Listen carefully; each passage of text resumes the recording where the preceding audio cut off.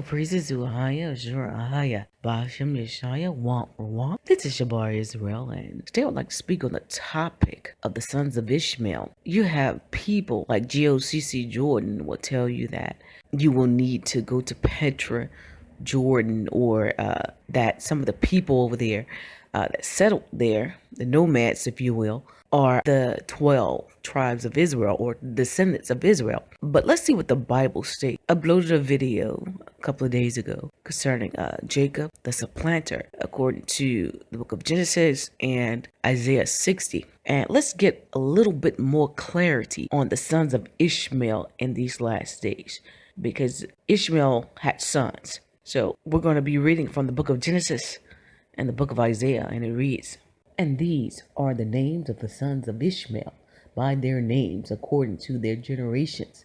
The firstborn of Ishmael, Nebaioth, and Kedar, and Adbeel, and Mibsam, and Mishma, and Duma, and Massa, Hadar, and Tema, Yetur, Napish, and Kedemah. These are the sons of Ishmael, and these are their names by their town, and by their castles, 12 princes, according to their nations. Ishmael had a total of 12 princes. These are the sons accordingly to their names." Now, if we look at that word castle, it means Tira, encampment, battlement, a palace, a palace. Remember that, a palace.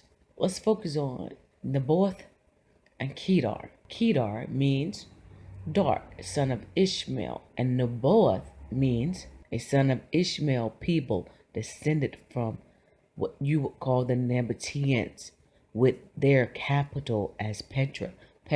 So those nomads that you see dwelling over there in Petra, Jordan, are the sons of Ishmael's, or the descendants of the sons of Ishmael. Also, let's look at Duma.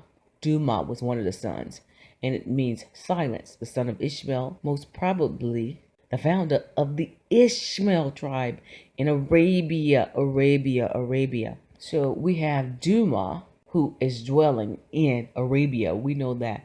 The book of Galatians tells us that who is Hagar, or Ishmael, that dwells in Arabia. You have the founder, if you will, dwelling in Arabia. And you have, the mixture of Edomites, because we know Edom later settled there in some of the places as well. Nevertheless, you still have Ishmael, the descendants there, dwelling there. If we go to Isaiah 60:7, it states, "All the flocks of Kedar shall be gathered together unto thee, the rams of Nebaioth shall minister unto thee. They shall come up with acceptance on my altar, and I will glorify the house of my glory." And see, we just read in the book of Genesis who the sons of Ishmael were, Nebaioth and Kedar.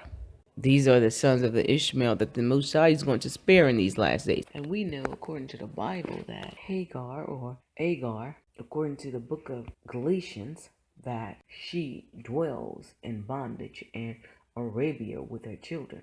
Now, remember that word, or the words we saw, castle, and it's defined as a row of stones, and palace. And here you have the Saudi king, and just an example of his palaces. And also, once again, it states that Agar is Mount Sinai in Arabia, and answered to Jerusalem, which now is in bondage with her children. That word Agar is translated as Hagar, which all of us know. If we go to the modern day term of that word Agar or Hagar, you will find that it also means the Al Hajar mountain. It means stone mountains in northeastern Oman, and also the Eastern United Arab Emirates are the highest mountain range in eastern Arabia. They separate the low coastal plain of Oman from the high desert plateau and lie 50 to 100 kilometers from the Gulf of Oman coast. It also means the etymology in Arabic means stone or rock. Stone, the stone or the rock, stony mountain. So we just read that. So the UAE are the descendants of Hagar, or what you would call Ishmael, and Hagarenes. The Most High has put on this on my spirit for a while to do this, and I'm just now getting around to doing it. I prophesied about the dragons of Arabia as well, so it includes all of these areas here amongst other areas, sons of Ishmael, but we know that Isaiah 11 explains two of them, Kedar and Naboth. So we have Agar or Hagar, the descendants of the Hagarenes, like Psalms 83 tells you, and you have the sons of Ishmael as well, that are dwelling there in those Hafar or Hajar mountains, the stony mountains. They are dwelling in the stony mountains of the UAE, and we know that there is a rift going on right now with the UAE and Arabia and Edom. They are bumping heads on certain issues dealing with the Persians or the Iranians, which is the Carmanians. And remember, the dragons of Arabia, according to Second Ezra, are going to come out and they are going to fight as well. And like I said, I use these words metaphorically and prophetically. I also use that term, the dragons of Arabia, dealing with China, because they are over there as well. The Most High is going to call all of these kings. Remember, he said, from the rising of the sun and across the earth to reverence him. So, but right now I'm using it prophetically, speaking about Ishmael and his descendants, Kedar and Naboth. When the ships of Tarshish come, they will minister unto the children of Israel. And as well, they are bombing the Sabians.